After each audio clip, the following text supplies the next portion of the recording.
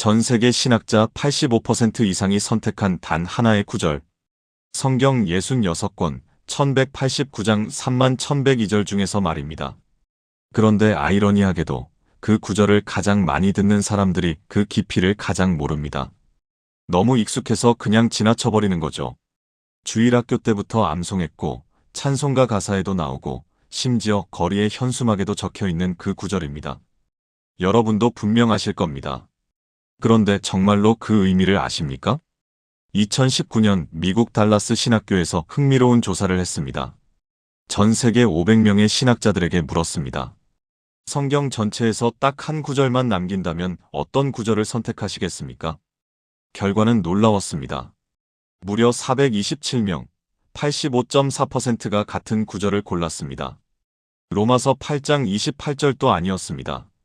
시편 23편 1절도 아니었습니다. 빌립보서 4장 13절도 아니었습니다. 그들이 선택한 구절은 바로 요한복음 3장 16절이었습니다. 더 충격적인 건 그 이유였습니다. 이 한 구절에 창세기부터 요한계시록까지 모든 메시지가 압축되어 있다. 복음의 정액, 하나님의 성품, 구원의 방법, 영생의 약속이 모두 들어있다. 신학의 모든 핵심이 24개 단어 안에 담겨 있다. 그런데 우리는 어떻습니까? 이 구절을 몇 번이나 들었습니까? 100번? 1000번? 그런데 진짜 의미를 알고 계십니까? 왜 전 세계 신학자들이 압도적으로 이 구절을 선택했는지 아십니까? 이 짧은 한 문장이 어떻게 성경 전체를 관통하는지 이해하고 계십니까? 오늘 여러분이 너무 익숙해서 놓쳤던 그 구절에 숨겨진 7가지 비밀을 밝히겠습니다. 이 7가지를 아시면 성경 전체가 다르게 보일 것입니다. 창세기의 창조부터 요한계시록의 새 하늘과 새 땅까지 모든 것이 하나로 연결될 것입니다. 지금부터 함께 그 놀라운 여정을 떠나보시겠습니까? 첫 번째, 하나님이 이 세 글자가 모든 것을 바꾼다. 여러분, 혹시 이런 생각 해보신 적 없으세요? 나 같은 사람을 하나님이 왜 사랑하시지? 아침에 거울을 보면서 한숨이 나올 때가 있습니다. 실패한 사업, 깨진 관계, 반복되는 죄, 변하지 않는 성격. 세상은 조건부 사랑만 가르쳐줍니다. 예쁘면 사랑받고 능력 있으면 인정받고 성공하면 존중받는다고 말합니다.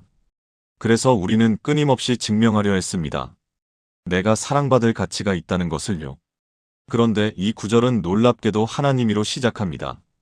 하나님이 세상을 이처럼 사랑하사 독생자를 주셨으니 이는 그를 믿는 자마다 멸망하지 않고 영생을 얻게 하려 하심이라. 요한복음 3장 16절입니다. 이 세 글자가 왜 중요할까요? 주어가 하나님이기 때문입니다. 우리가 아닙니다. 우리의 노력도, 우리의 착함도, 우리의 헌신도 아닙니다. 하나님께서 먼저 시작하신 겁니다. 창세기 1장을 보세요.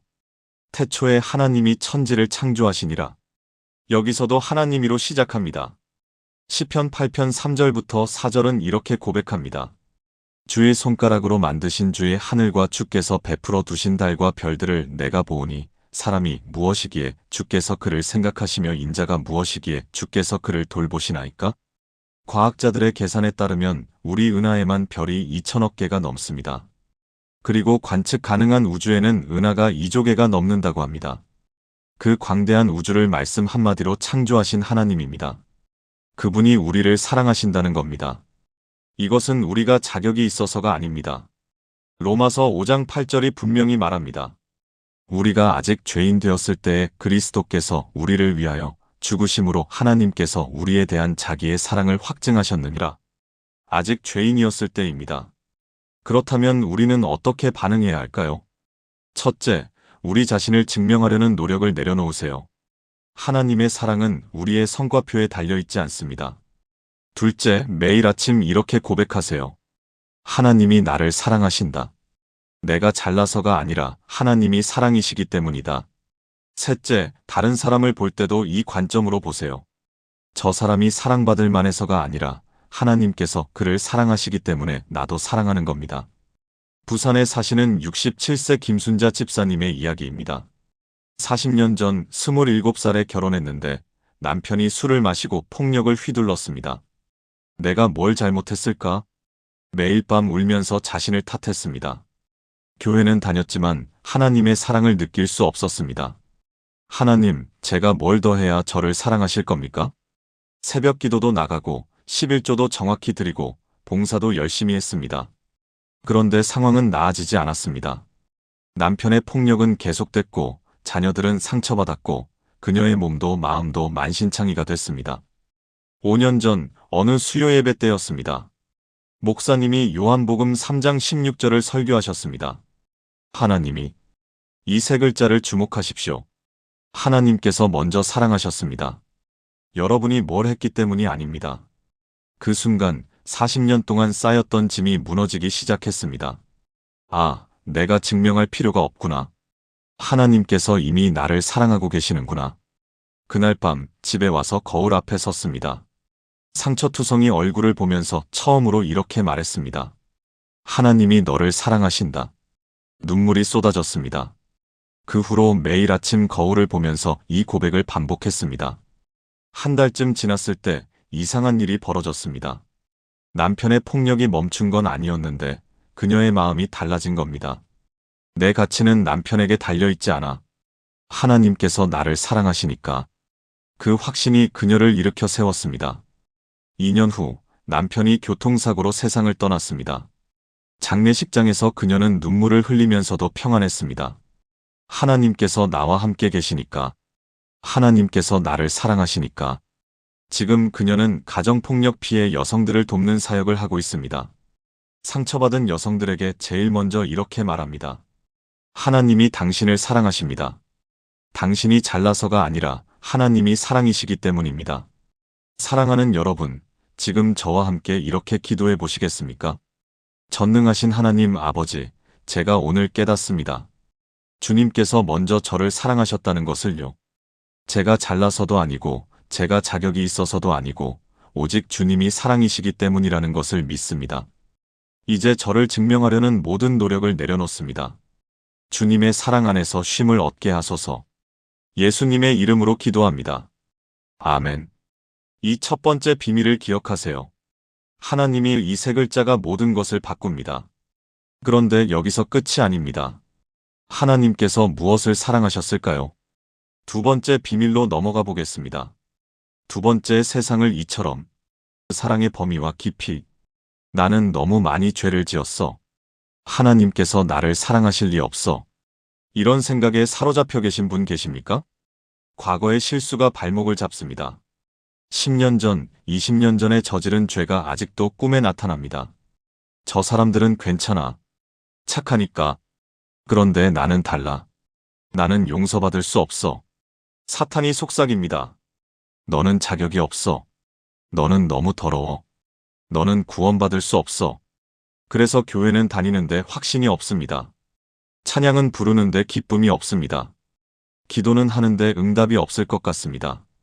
하나님이 세상을 이처럼 사랑하사 독생자를 주셨으니 이는 그를 믿는 자마다 멸망하지 않고 영생을 얻게 하려 하심이라. 요한복음 3장 16절입니다. 세상을 이 두 글자를 주목하세요. 헬라어 원문에는 코스모스라는 단어가 쓰였습니다. 이것은 단순히 지구를 뜻하는 게 아닙니다. 모든 사람, 모든 민족, 모든 시대, 모든 죄인을 포함하는 단어입니다. 요한복음을 쓴 사도 요한은 이 단어를 의도적으로 선택했습니다. 당시 유대인들은 자기들만 하나님의 선택받은 백성이라고 생각했습니다. 이방인들은 개 취급을 했습니다. 그런데 요한은 선포합니다. 아니다. 하나님은 세상을 사랑하신다. 바울도 같은 진리를 전했습니다. 갈라디아서 3장 28절입니다. 너희는 유대인이나 헬라인이나 종이나 자유인이나 남자나 여자나 다 그리스도 예수 안에서 하나이니라. 인종, 국적, 신분, 성별, 나이, 학력, 재산 아무 상관없습니다. 하나님의 사랑에는 차별이 없습니다. 더 중요한 건 이처럼이라는 표현입니다. 얼마나 사랑하시는가? 그 답은 바로 다음에 나옵니다. 독생자를 주셨으니. 하나님의 사랑의 크기는 십자가로 측정됩니다. 에베소서 3장 17절부터 19절이 이렇게 고백합니다. 그리스도께서 너희 마음에 계시게 하시옵고 너희가 사랑 가운데서 뿌리가 박히고 터가 굳어져서 능히 모든 성도와 함께 지식에 넘치는 그리스도의 사랑을 알고 그 너비와 길이와 높이와 깊이가 어떠함을 깨달아 측정할 수 없는 사랑입니다. 그렇다면 우리는 어떻게 이 진리를 붙잡을 수 있을까요? 첫째, 과거의 죄에 대한 정죄감을 끊으세요. 로마서 8장 1절이 선포합니다. 그러므로 이제 그리스도 예수 안에 있는 자에게는 결코 정죄함이 없나니. 둘째, 나 자신을 다른 사람과 비교하지 마세요. 하나님은 세상을 사랑하십니다. 당신도 포함입니다. 셋째, 주변의 죄인들을 볼 때 하나님의 눈으로 보세요. 하나님께서 그들도 사랑하십니다. 서울에 사시는 58세 이철수 권사님의 이야기입니다. 30년 전 그는 대학생이었습니다. 친구들과 어울리다가 마약에 손을 댔습니다. 처음엔 호기심이었는데 중독이 됐습니다. 3년 동안 마약에 빠져 살았습니다. 학교는 중퇴했고 가족과는 연락이 끊겼고 거리를 방황했습니다. 어느 날 길거리에서 쓰러졌습니다. 과다복용으로 응급실에 실려갔습니다. 병원 침대에서 눈을 떴을 때 어머니가 울고 계셨습니다. 엄마, 미안해. 그 한마디밖에 할 수 없었습니다. 퇴원 후 어머니가 그를 작은 교회로 데려갔습니다. 목사님이 요한복음 3장 16절을 읽어주셨습니다. 하나님이 세상을 이처럼 사랑하사. 목사님, 저도 포함됩니까? 저는 마약 중독자인데요. 목사님이 그의 손을 잡았습니다. 그렇습니다. 세상에는 당신도 포함됩니다. 그날 그는 무릎을 꿇었습니다. 하나님, 저 같은 사람도 사랑하신다면 제 인생을 드리겠습니다. 회복의 길은 쉽지 않았습니다. 금단 증상이 너무 심했습니다. 밤마다 몸이 떨리고 환각이 보였습니다. 그럴 때마다 요한복음 3장 16절을 읊조렸습니다. 하나님이 세상을 이처럼 사랑하사. 3개월이 지났습니다. 금단 증상이 조금씩 줄었습니다. 6개월이 지났습니다. 마약 생각이 덜 났습니다. 1년이 지났습니다. 완전히 깨끗해졌습니다. 목사님이 제안했습니다. 이제 당신의 이야기를 나누세요. 다른 중독자들에게 희망을 주세요. 그는 마약 중독자 재활센터에서 봉사하기 시작했습니다. 자신과 같은 처지의 사람들을 만났습니다. 그들에게 제일 먼저 이렇게 말했습니다. 하나님은 세상을 사랑하십니다. 당신도 포함입니다. 많은 사람들이 그의 간증을 듣고 변화됐습니다. 지난 25년 동안 그가 도운 사람만 300명이 넘습니다. 지금도 매주 금요일 저녁 재활센터에서 성경 공부를 인도합니다. 항상 요한복음 3장 16절로 시작합니다.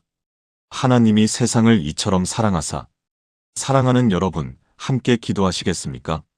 사랑의 하나님 아버지, 주님의 사랑의 범위가 얼마나 넓은지 오늘 깨닫습니다. 세상을 사랑하신다는 그 말씀 안에 저도 포함되어 있음을 믿습니다. 제 과거가 얼마나 더럽든, 제 현재가 얼마나 부족하든 주님께서는 저를 사랑하십니다. 이 사랑 안에서 자유함을 얻게 하시고 다른 사람들도 이 사랑으로 바라보게 하소서. 예수님의 이름으로 기도합니다. 아멘. 하나님은 세상을 사랑하십니다. 당신도 나도 우리 모두를 포함해서요. 그런데 하나님은 어떻게 그 사랑을 보여주셨을까요? 세 번째 비밀이 그 답을 줍니다. 세 번째, 독생자를 주셨으니. 그 사랑의 증거. 하나님이 나를 사랑하신다고 하는데 증거가 뭐죠? 신앙생활하면서 이런 의심이 들 때가 있습니다.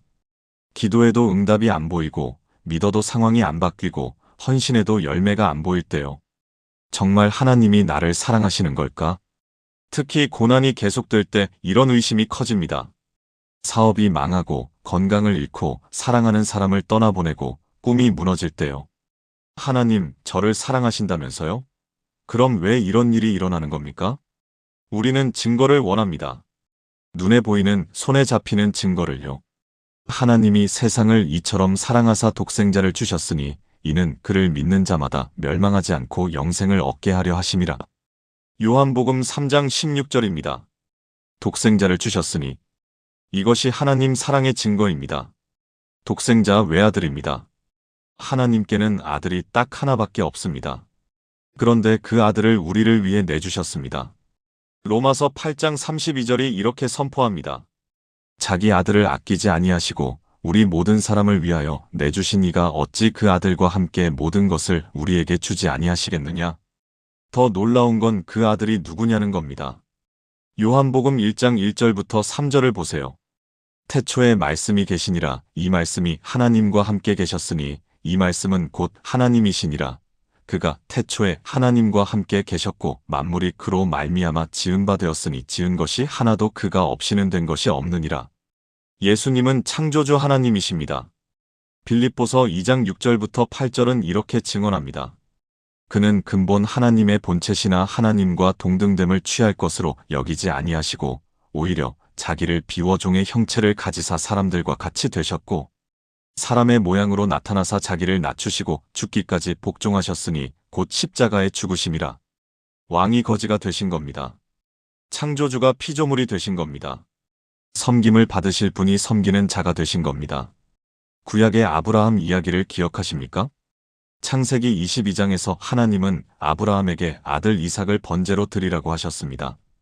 100세에 얻은 기적의 아들, 25년을 기다려서 얻은 약속의 아들이었습니다. 아브라함은 순종했습니다.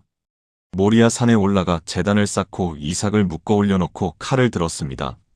바로 그 순간 하나님이 멈추게 하셨습니다.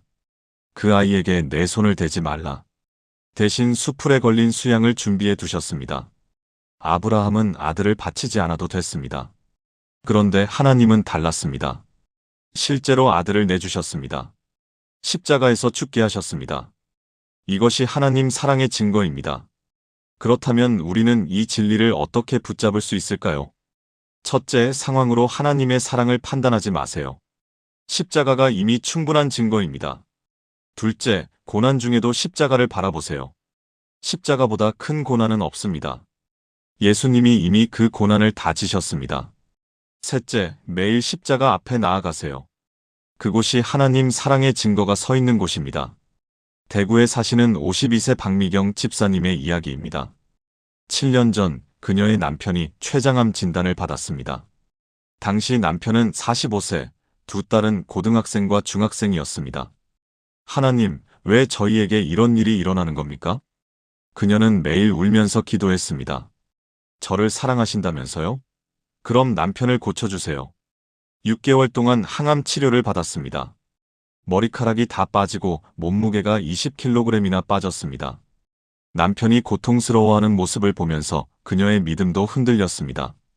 하나님, 정말 계신 겁니까? 어느 날 병원 채플에서 목사님이 설교하셨습니다.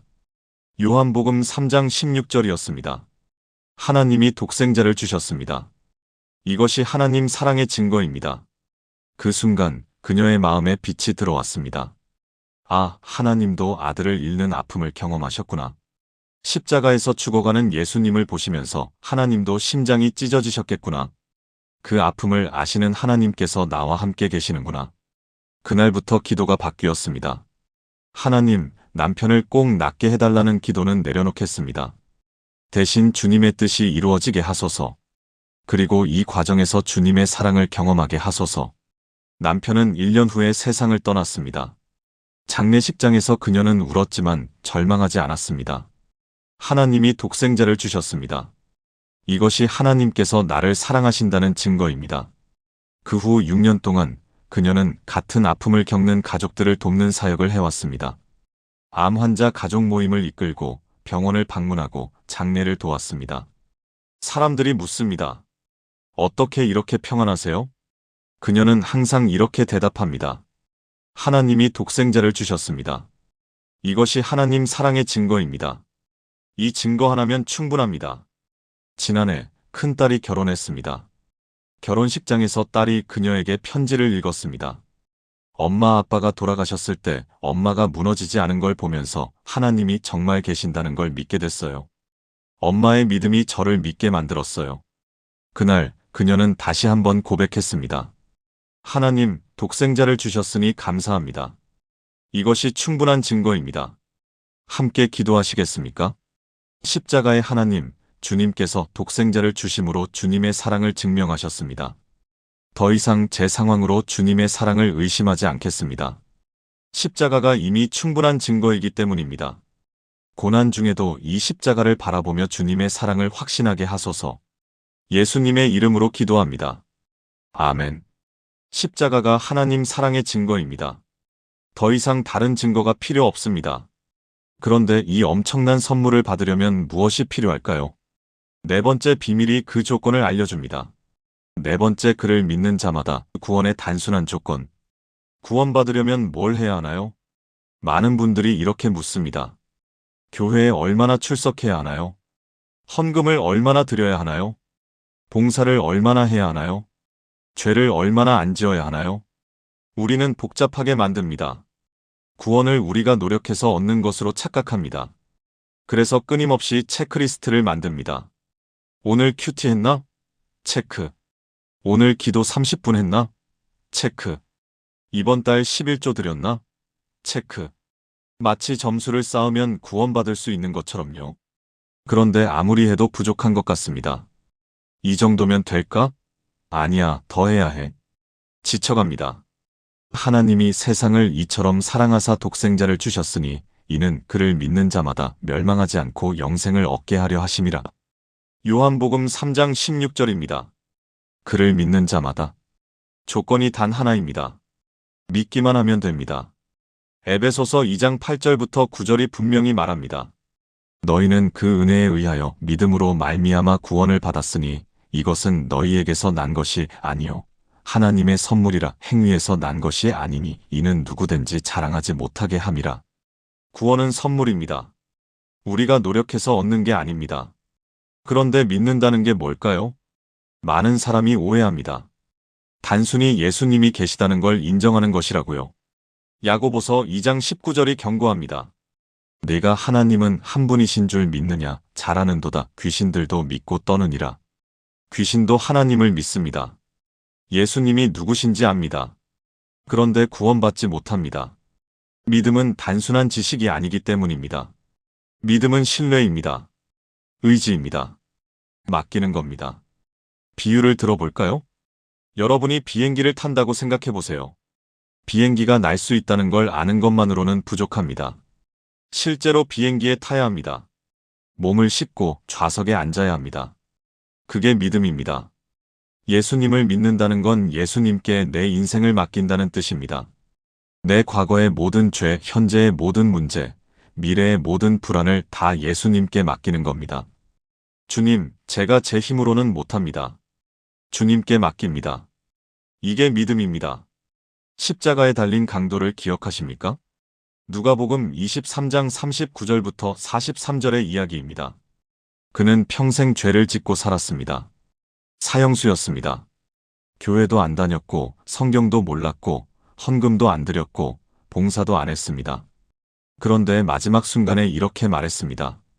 예수여, 당신의 나라에 임하실 때 나를 기억하소서. 예수님이 대답하셨습니다. 오늘 네가 나와 함께 낙원에 있으리라. 단 한마디 고백으로 구원받은 겁니다. 믿는 자마다 여기서 마다도 중요합니다. 조건이 없습니다. 누구든지 믿기만 하면 됩니다. 나이, 성별, 학력, 경력, 재산, 과거 다 상관없습니다. 그렇다면 우리는 어떻게 이 믿음을 가질 수 있을까요? 첫째, 행위로 구원받으려는 노력을 멈추세요. 이미 예수님이 다 이루셨습니다. 둘째, 단순하게 고백하세요. 예수님, 저는 죄인입니다. 저를 구원해 주세요. 제 구주로 영접합니다. 셋째, 날마다 예수님께 내 삶을 맡기는 연습을 하세요. 아침에 눈 뜨면 주님, 오늘 하루를 주님께 맡깁니다. 인천에 사시는 61세 정영호 집사님의 이야기입니다. 그는 40년 동안 불교 신자였습니다. 아버지가 절에 다니셔서 어릴 때부터 절에 다녔습니다. 매일 새벽 예불을 드렸고 경전을 외웠고 108배도 했습니다. 20대에는 100일 기도도 했고 30대에는 1000일 기도도 했습니다. 그런데 마음에 평안이 없었습니다. 내가 뭘 더 해야 하지? 더 많이 절하고 더 많이 공양하고 더 많이 수행했습니다. 그래도 공허했습니다.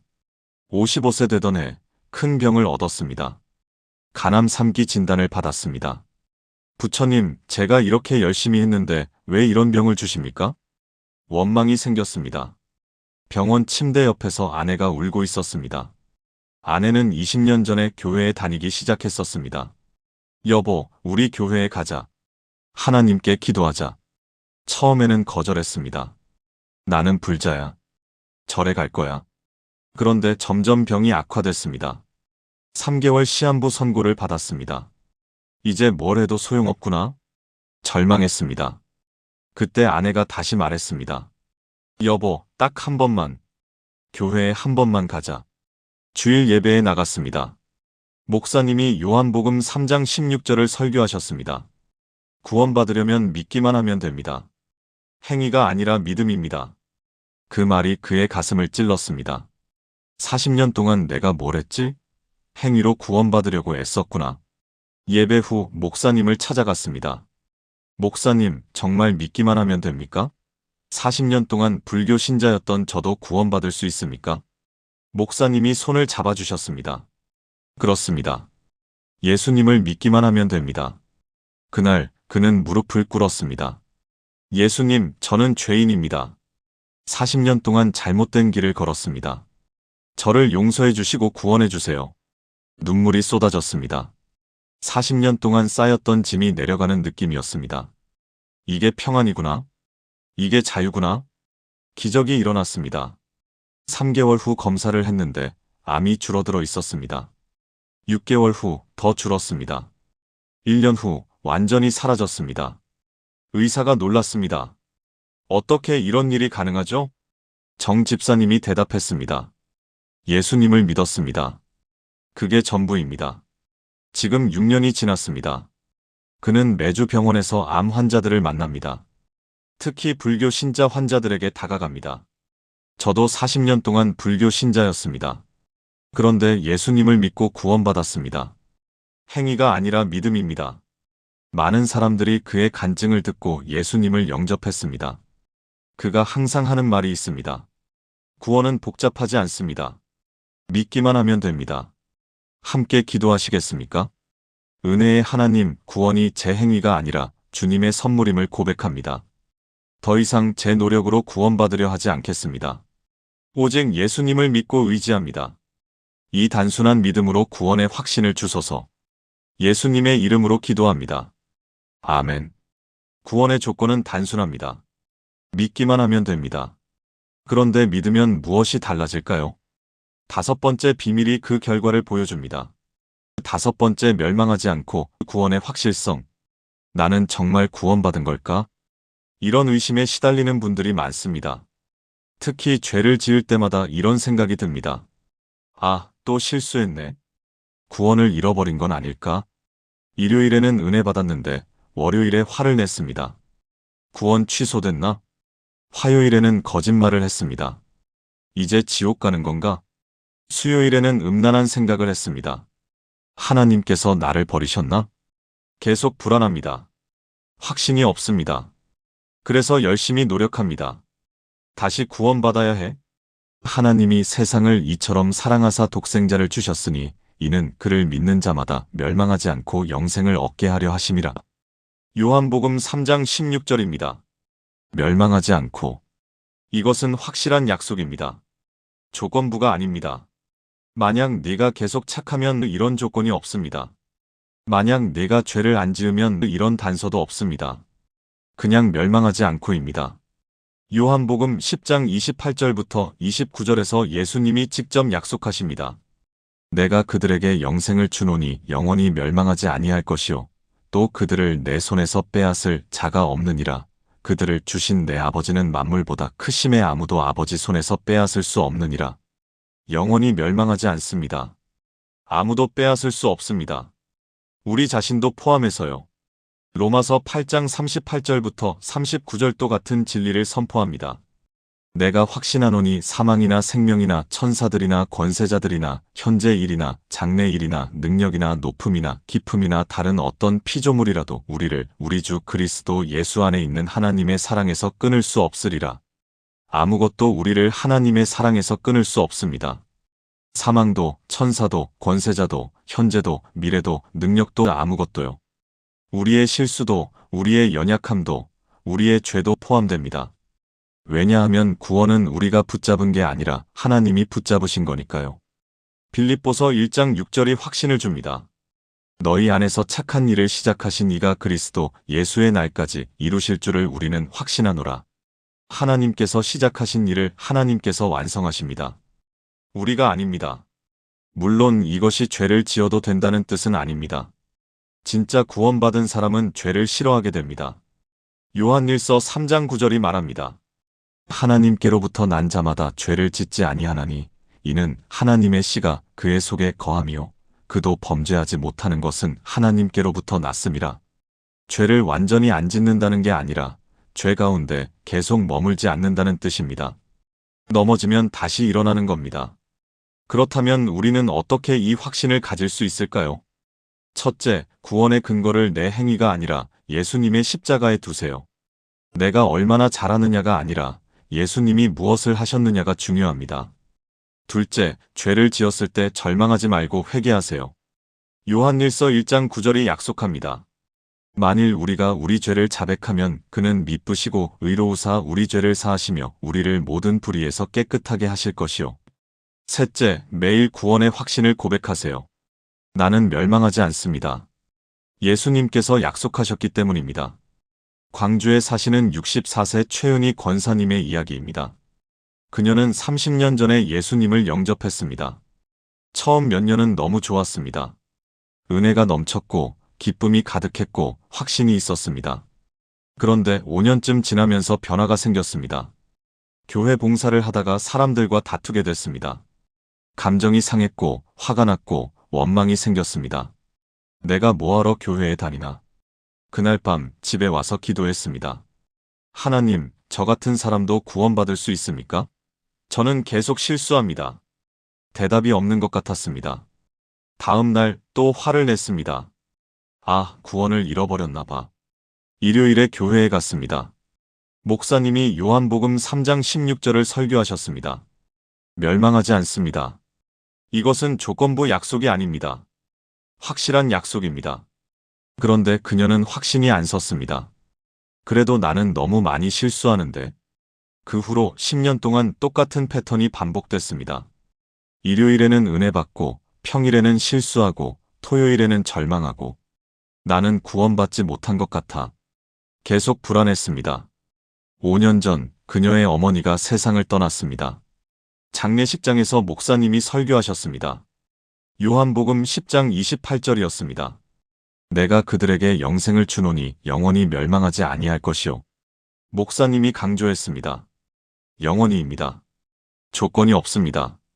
영원히 멸망하지 않습니다. 그 순간 깨달음이 왔습니다. 아, 구원은 내가 지키는 게 아니라 하나님께서 지켜주시는 거구나.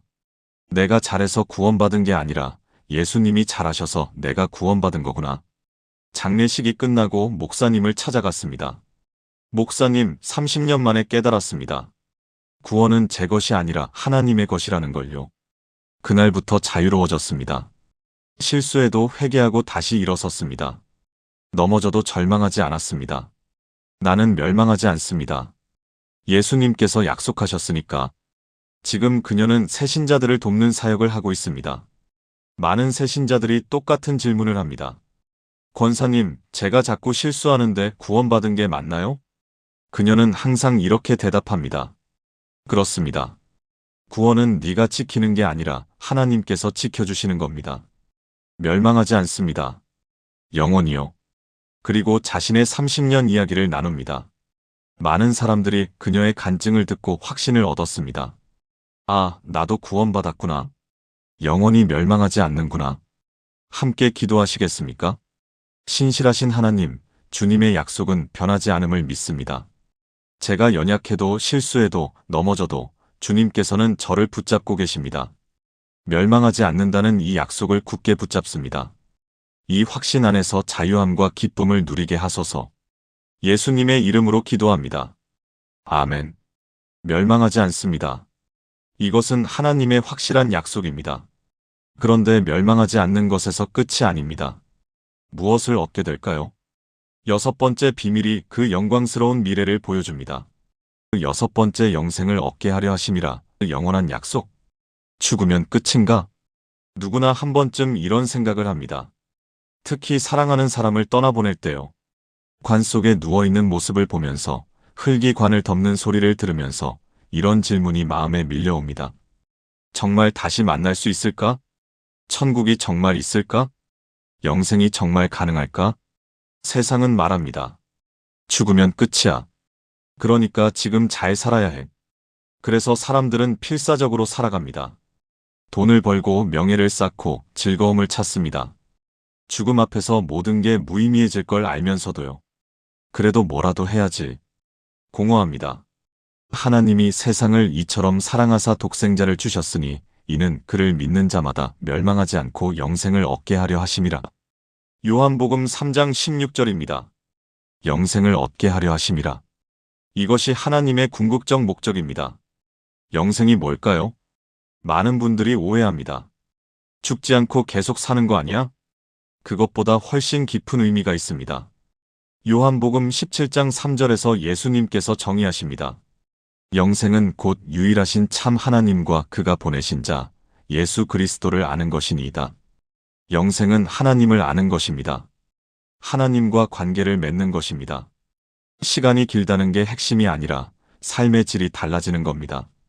요한계시록 21장 3절부터 4절이 그 영광스러운 미래를 보여줍니다. 내가 들으니 보좌에서 큰 음성이 나서 이르되 보라, 하나님의 장막이 사람들과 함께 있음에 하나님이 그들과 함께 계시리니 그들은 하나님의 백성이 되고 하나님은 친히 그들과 함께 계셔서 모든 눈물을 그 눈에서 닦아주시니 다시는 사망이 없고 애통하는 것이나 곡하는 것이나 아픈 것이 다시 있지 아니하리니 처음 것들이 다 지나갔음이로라. 천국에서는 고통이 없습니다. 슬픔이 없습니다. 죽음이 없습니다. 하나님과 함께 완전한 기쁨 가운데 사는 겁니다. 고린도전서 2장 9절이 이렇게 증언합니다. 기록된 바 하나님이 자기를 사랑하는 자들을 위하여 예비하신 모든 것은 눈으로 보지 못하고 귀로 듣지 못하고 사람의 마음으로 생각하지도 못하였다 함과 같으니라. 우리가 상상할 수 있는 것보다 훨씬 더 좋은 곳입니다. 빌립보서 3장 20절부터 21절도 이 소망을 노래합니다. 우리의 시민권은 하늘에 있는지라 거기로부터 구원하는 자 곧 주 예수 그리스도를 기다리노니 그는 만물을 자기에게 복종하게 하실 수 있는 자의 역사로 우리의 낮은 몸을 자기 영광의 몸의 형체와 같이 변하게 하시리라. 우리 몸도 변화됩니다. 썩지 않는 몸, 영광스러운 몸을 입게 됩니다. 그렇다면 우리는 이 영생의 소망을 어떻게 붙잡을 수 있을까요? 첫째, 이 땅의 것에 집착하지 마세요. 골로새서 3장 2절이 권면합니다. 위의 것을 생각하고 땅의 것을 생각하지 말라. 둘째, 고난 중에도 영원을 바라보세요. 로마서 8장 18절이 위로합니다. 생각하건대 현재의 고난은 장차 우리에게 나타날 영광과 비교할 수 없도다. 셋째, 매일 천국을 묵상하세요. 오늘도 천국에 한 발짝 가까워졌다. 제주도에 사시는 71세 강민수 장로님의 이야기입니다. 40년 전 그는 의사였습니다. 서울에서 성공적인 병원을 운영했습니다.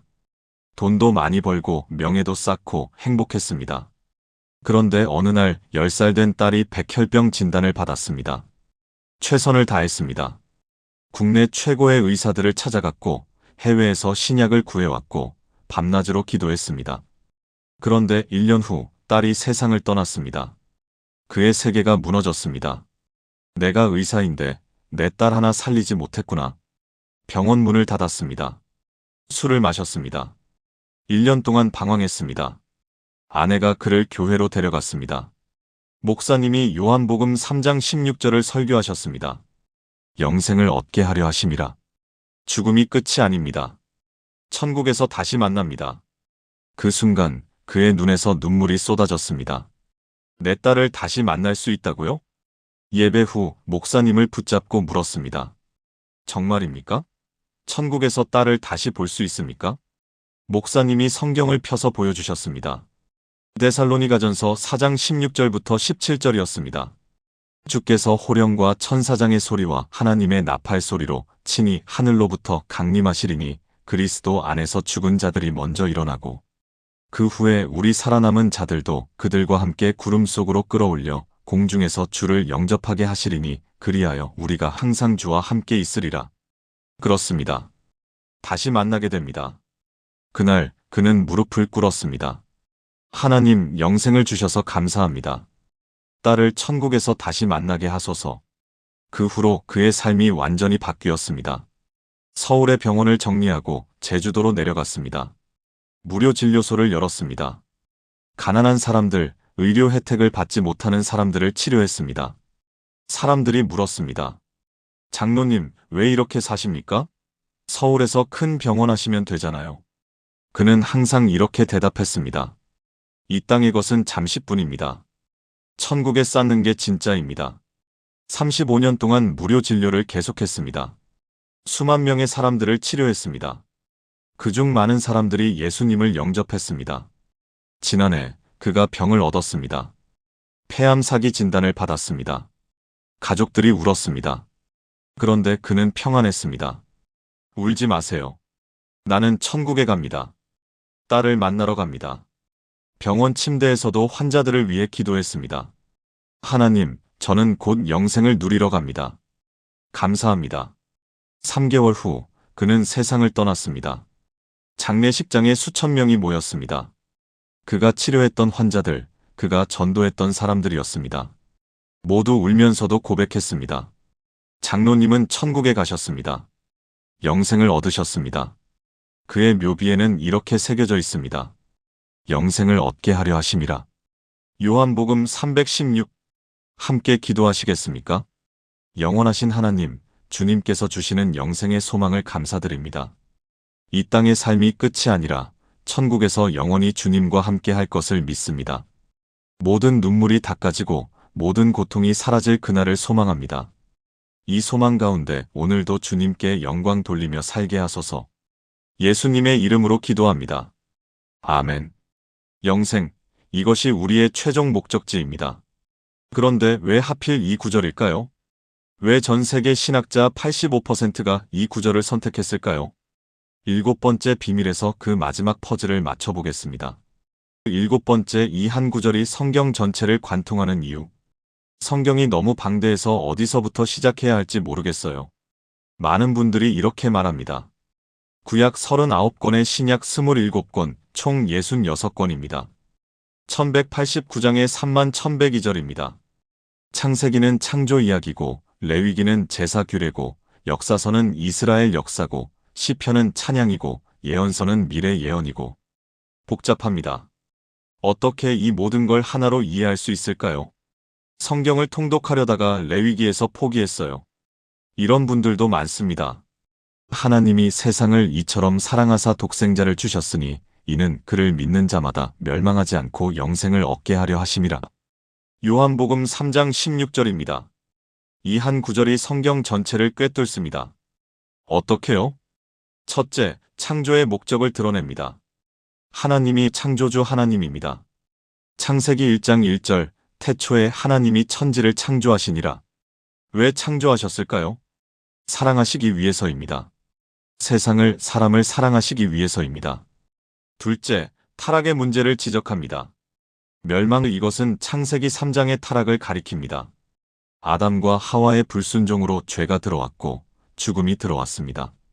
로마서 5장 12절이 설명합니다. 그러므로 한 사람으로 말미암아 죄가 세상에 들어오고 죄로 말미암아 사망이 들어왔나니 이와 같이 모든 사람이 죄를 지었으므로 사망이 모든 사람에게 이르렀느니라. 모든 사람이 멸망의 길로 가고 있었습니다. 셋째, 구원의 계획을 선포합니다. 독생자를 주셨으니 이것은 구약 전체가 예언한 메시아입니다. 창세기 3장 15절, 최초의 복음 선포, 여자의 후손이 뱀의 머리를 상하게 할 것이다. 이사야 53장, 고난받는 종의 예언. 다니엘 7장, 인자의 환상. 모든 예언이 예수님을 가리킵니다. 넷째, 믿음의 원리를 가르칩니다. 그를 믿는 자마다, 이것은 아브라함부터 시작된 믿음의 원리입니다. 창세기 15장 6절, 아브람이 여호와를 믿으니 여호와께서 이를 그의 의로 여기시고. 로마서 4장이 이를 설명합니다. 구원은 행위가 아니라 믿음으로 받는 것입니다. 다섯째, 구원의 보편성을 보여줍니다. 세상을 유대인뿐 아니라 모든 민족입니다. 이것은 아브라함에게 주신 약속의 성취입니다. 창세기 12장 3절, 땅의 모든 족속이 너로 말미암아 복을 얻을 것이라. 갈라디아서 3장 14절이 확증합니다. 이는 그리스도 예수 안에서 아브라함의 복이 이방인에게 미치게 하고, 여섯째, 영생의 약속을 제시합니다. 영생을 얻게 하려 이것은 요한계시록의 새 하늘과 새 땅을 가리킵니다. 창세기의 에덴 동산으로 다시 돌아가는 것입니다. 요한계시록 22장 1절부터 2절. 또 그가 수정같이 맑은 생명수의 강을 내게 보이니 하나님과 및 어린 양의 보좌로부터 나와서 길 가운데로 흐르더라. 강 좌우에 생명나무가 있어. 에덴 동산의 생명나무가 다시 등장합니다. 일곱째, 하나님 사랑의 완전한 표현입니다. 이처럼 사랑하사 성경 전체는 하나님의 사랑 이야기입니다. 출애굽의 구원, 광야의 인도, 가나안의 정복, 포로의 귀환, 선지자의 예언, 메시아의 오심, 십자가의 희생, 부활의 승리, 성령의 임재, 재림의 약속. 모든 것이 하나님의 사랑을 증거합니다. 요한일서 4장 8절, 하나님은 사랑이시라. 그렇다면 우리는 이 진리를 어떻게 살아낼 수 있을까요? 첫째, 성경을 읽을 때 이 한 구절의 관점으로 읽으세요. 모든 이야기가 하나님의 사랑과 구원 계획을 보여줍니다. 둘째, 이 복음을 사람들에게 전하세요. 마태복음 28장 19절, 그러므로 너희는 가서 모든 민족을 제자로 삼으라. 셋째, 이 사랑으로 다른 사람을 사랑하세요. 요한일서 4장 11절, 사랑하는 자들아, 하나님이 이같이 우리를 사랑하셨은즉 우리도 서로 사랑하는 것이 마땅하도다. 미국 시카고에 사는 68세 김요한 목사님의 이야기입니다. 그는 50년 전 한국에서 고등학생이었습니다. 교회는 다녔지만 성경이 너무 어려웠습니다. 이게 다 무슨 소리야? 창세기는 그나마 재미있었는데 레위기에서 막혔습니다. 제사가 왜 이렇게 많아? 결국 성경 읽기를 포기했습니다. 대학에 들어가서도 교회는 다녔지만 성경은 안 읽었습니다. 찬송만 부르고 기도만 하면 되지. 그러다가 군대에 갔습니다. 훈련소에서 군목님이 성경 공부를 하셨습니다. 주제는 요한복음 3장 16절이었습니다. 이 한 구절에 성경 전체가 들어 있습니다. 군목님이 설명하셨습니다. 하나님이 창조주 하나님입니다. 창세기를 보세요. 세상을 이처럼 사랑하사 타락한 세상을 사랑하십니다. 창세기 3장을 보세요. 독생자를 주셨으니 구약의 모든 예언이 이루어졌습니다. 이사야를 보세요. 그를 믿는 자마다 아브라함의 믿음입니다. 창세기 15장을 보세요. 멸망하지 않고 심판에서 구원받습니다. 요한계시록을 보세요. 영생을 얻게 하려 하심이라 새 하늘과 새 땅입니다. 요한계시록 21장을 보세요. 그 순간 그의 눈이 열렸습니다. 아, 성경이 하나로 연결되는구나. 제대 후 성경을 다시 읽기 시작했습니다. 이번에는 달랐습니다. 레위기의 제사도 이해가 됐습니다. 아, 이게 다 예수님을 가리키는구나. 민수기의 광야 여정도 의미가 보였습니다. 아, 우리 인생길을 보여주는구나. 역사서에 반복되는 타락과 구원도 깨달았습니다. 아, 하나님의 인내와 사랑을 보여주는구나. 3년 만에 성경 전체를 5번 통독했습니다. 신학교에 들어갔습니다. 목사가 되었습니다. 미국으로 이민을 갔습니다. 작은 교회를 개척했습니다. 40년 동안 목회했습니다. 그가 제일 많이 설교한 구절이 요한복음 3장 16절입니다. 수백 번을 설교했는데도 매번 새롭습니다. 이 한 구절에 모든 게 들어 있습니다. 지금도 매주 수요일 저녁 성경 공부를 인도합니다. 새 신자들을 위한 과정입니다. 첫 시간에 항상 요한복음 3장 16절로 시작합니다. 여러분, 이 한 구절만 이해하면 성경 전체를 이해할 수 있습니다. 12주 과정 동안 이 한 구절을 가지고 성경 전체를 여행합니다. 창세기부터 요한계시록까지요. 수많은 사람들이 이 과정을 거쳐갔습니다. 모두 같은 고백을 합니다. 목사님, 이제 성경이 보입니다. 하나로 연결됩니다. 김 목사님은 말합니다. 전 세계 신학자 85%가 이 구절을 선택한 이유를 이제 아시겠죠? 이 한 구절이 성경 전체를 꿰뚫으니까요. 함께 기도하시겠습니까? 살아계신 말씀의 하나님, 주님께서 성경 66권을 통해 하나의 이야기를 들려주셨습니다. 요한복음 3장 16절 한 구절에 그 모든 이야기가 압축되어 있음을 감사드립니다. 이 말씀으로 성경 전체를 이해하게 하시고 이 복음을 세상에 전하게 하소서. 주님의 사랑 이야기가 제 삶을 통해 계속되게 하소서. 예수님의 이름으로 기도합니다. 아멘. 이제 아시겠습니까? 왜 전 세계 신학자 85%가 이 구절을 선택했는지요? 요한복음 3장 16절 하나의 성경 전체가 들어있기 때문입니다. 창조부터 영생까지, 타락부터 구원까지, 심판부터 회복까지 모든 것이 이 한 구절에 압축되어 있습니다. 지금까지 나눈 7가지 비밀을 하나의 기도로 드리겠습니다. 함께 기도하시겠습니까? 전능하신 하나님 아버지, 오늘 요한복음 3장 16절을 통해 보여주신 7가지 비밀을 감사드립니다. 주님께서 먼저 저를 사랑하셨고, 세상 모든 사람을 사랑하셨고, 독생자를 아낌없이 주셨고, 믿기만 하면 구원받게 하셨고, 멸망하지 않는다고 약속하셨고, 영생을 허락하셨고, 이 모든 것이 성경 전체를 관통하는 진리임을 깨닫게 하심을 찬양합니다. 저는 오늘 고백합니다. 하나님이 세상을 이처럼 사랑하사 독생자를 주셨으니 이는 나 같은 죄인도 그를 믿기만 하면 멸망하지 않고 영생을 얻게 하려 하심이라고 믿습니다. 이 한 구절이 제 인생의 반석이 되게 하소서. 흔들릴 때마다 이 말씀으로 돌아오게 하시고, 의심이 들 때마다 이 약속을 붙잡게 하시고, 절망할 때마다 이 소망을 바라보게 하소서. 그리고 이 복음을 제 입술로 전하게 하소서. 아직 이 사랑을 모르는 사람들에게, 아직 이 구원을 경험하지 못한 사람들에게 요한복음 3장 16절의 놀라운 진리를 나누게 하소서. 제 삶 전체가 이 한 구절에 살아있는 증거가 되게 하소서. 창세기부터 요한계시록까지, 창조부터 영생까지 주님의 사랑 이야기가 제 삶을 통해 계속 쓰여지게 하소서. 살아계신 예수 그리스도의 이름으로 기도합니다. 아멘. 사랑하는 여러분, 오늘 우리는 전 세계 신학자 85%가 선택한 단 하나의 구절을 깊이 살펴봤습니다. 요한복음 3장 16절입니다. 하나님이 세상을 이처럼 사랑하사 독생자를 주셨으니 이는 그를 믿는 자마다 멸망하지 않고 영생을 얻게 하려 하심이라. 이 짧은 24개 단어, 한글로 37글자 안에 성경 66권의 모든 핵심이 압축되어 있습니다. 7가지 비밀을 기억하십니까?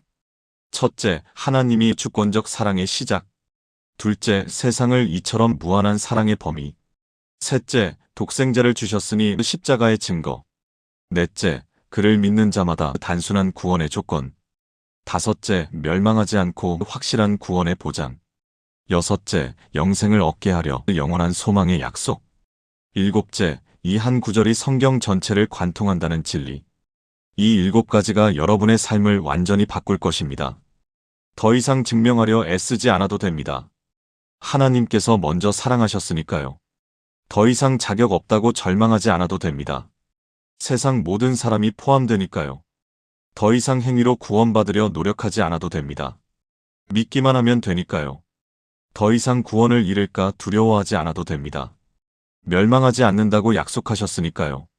더 이상 죽음을 두려워하지 않아도 됩니다. 영생이 있으니까요.